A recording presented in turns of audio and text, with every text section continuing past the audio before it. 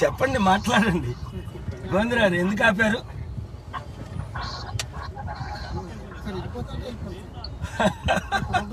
ఎలాగుంటో తెలుసు కదా నన్ను ఆపితే. టేస్ట్ చూశాడు కదా కేసీఆర్.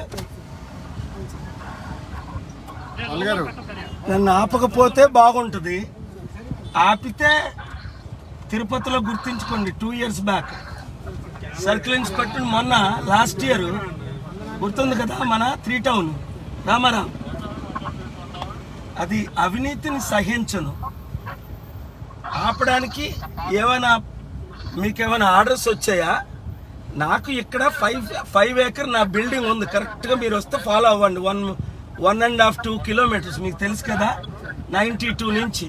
ఇక్కడ రిషికొండలో క్యాంప్ ఆఫీస్ ఏదో సీక్రెట్గా ఓపెనింగ్ అవుతుందని మీడియా వారు నన్ను పిలిచారు.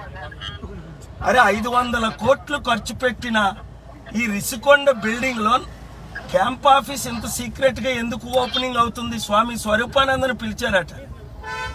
బొత్స సత్యనారాయణ గారు, అలాగే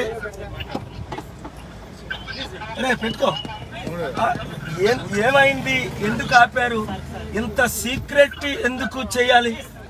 చూడండి, జగన్మోహన్ రెడ్డి గారు ఎందుకు ఇది? నన్ను పిలిస్తే మీరు రావచ్చు, నేను రావచ్చు కదా, కలిసి పనిచేద్దామన్నా. ఇదేది రిషికొండ క్యాంప్ ఆఫీస్ మీరే కట్టారట, ఓపెన్ చేశారట. స్వామి స్వరూపానందని పిలిచారు, నన్ను పిలలేదని మీడియా వాళ్ళు పిలిచారు, వచ్చాను. తప్పుందా ఇందులో? పిలిస్తే వస్తాను కదా. మీకు 5 సంవత్సరాలు మద్దతు ఇచ్చాను కదా. నాతో గొడవ పెట్టుకోవడానికి ఆ పోలీసులు నన్ను ఆపడం మీకు తెలుసు కదా. నన్ను ఆపితే ఎలాగుంటుందో, నన్ను ఆపితే ఏమవుతుందో మీకు తెలుసు. 500 కోట్లు ఖర్చు పెట్టి క్యాంప్ ఆఫీస్ ని ఎందుకు ఇంత సీక్రెట్ గా ఓపెన్? ఏమైనా నరదానం జరుగుతుందా కేసీఆర్ అక్కడ చేసినట్టు సెక్రటరియట్ బిల్డింగ్? కనుక మీరు ఏదైనా ఓపెనింగ్ చేయండి, నీతిగా చేయండి.